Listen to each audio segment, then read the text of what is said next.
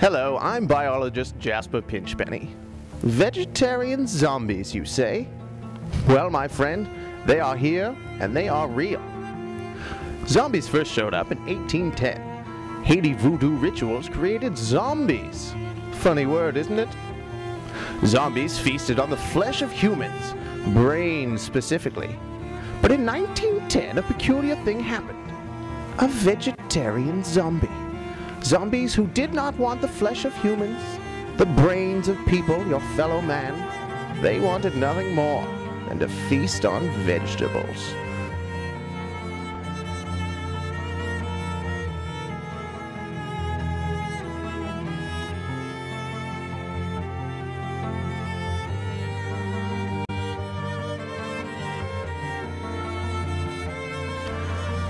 In 1810, the first zombie was murdered by this machine here, the Guggen zombie press. A zombie's head was inserted here, this lever was pulled, and the zombie's brain was severed from his head.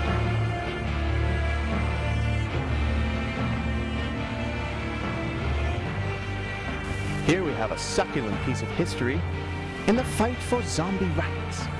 In 1945, William Habsburg was the first to sign the Declaration Against Zombie Rights. It was a tumultuous time for our zombie friends, especially our vegetable-eating ones.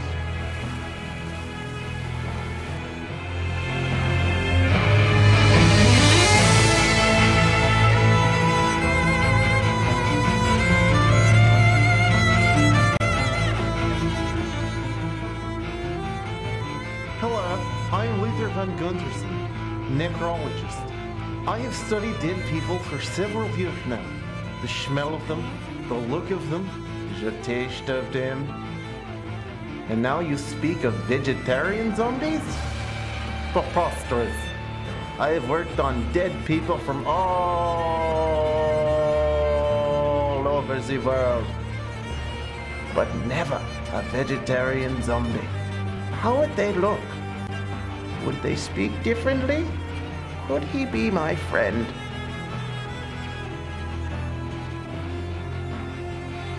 Possibly. I am here at the Fredericton Burial Grounds, and much like that flag there represents my home of jolly old England, this entire place represents the home of one vegetarian zombie, Nathaniel. And today I am going to meet him for the very first time. I am joined today by world-renowned gravedigger and zombie translator. My name is Cletus H. Hatfield. I like to dig graves, and I can speak zombies. I know how to communicate with the living dead. Nate, my friend Nate, he's a special fella. He's a zombie, as you are already aware of, which is why we're talking with me today in my work day. There's Nate there. He's special though. He's not like your everyday zombie. He likes vegetables. He don't like brains. He don't eat brains. He don't eat brains. This is Nate. He's my friend. We've known each other for a long time. Yeah. Since I was a little wee fella. Yeah. He said since it was on my 7th birthday, actually. It was my 7th birthday when we met. Yeah. How do I know zombies? Well, I've been able to communicate with the living dead for a long time. My grandpapa, he was a zombie, you see.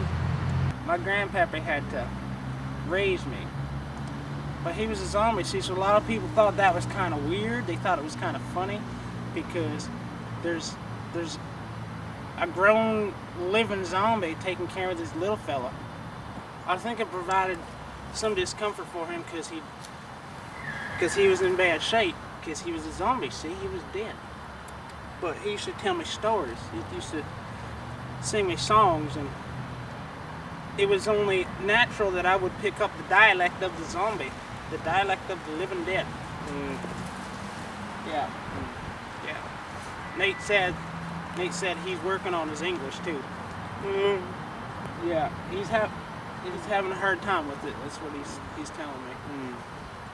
But he's working on it. He's doing good. He's a good fella.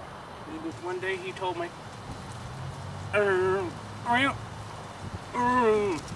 which of course means you gotta learn the ways of the world, boy. And he followed that with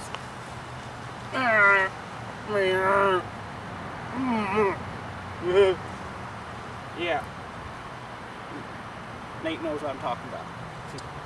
And what that meant was you have to learn two dialogues, two dialects, two languages, as they say in some circles. So, being as English was my first native tongue, I thought, what is more natural than for me to learn the tongue of my grandpappy, the zombies.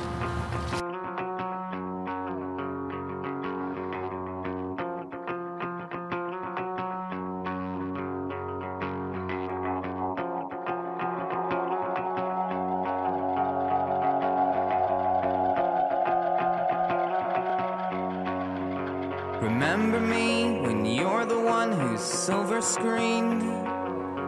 Remember me when you're the one you always dreamed. Remember me whenever noses start to bleed. Remember me, special needs.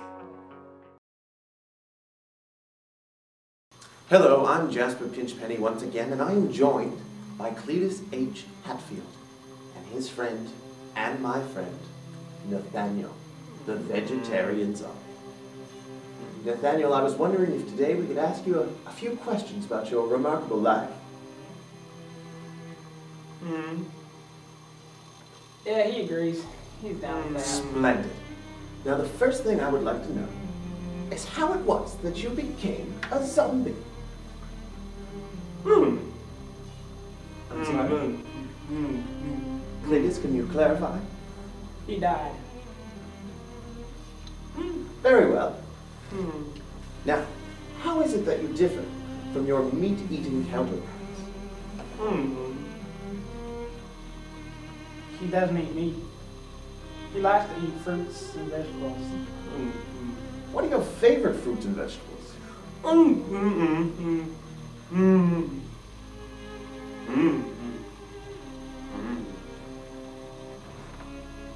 Carrots. I like carrots too, Nathaniel. How do you feel when you're discriminated against by the public? I can tell by his voice, he's angry. Do you like it when people make fun of you? When you're out in the street and they make you feel unwanted? It's not easy being a zombie, is it? He doesn't feel like he has anyone sometimes. Maybe you can help me with this, Cletus. I wanted to speak Nathaniel's language. I wanted to step into his world. Yeah. Do you think you could teach me maybe just a few words of zombies? Yeah. I would just like to say thank you very much for your time, and it's been a pleasure. You would start off by saying, Alright,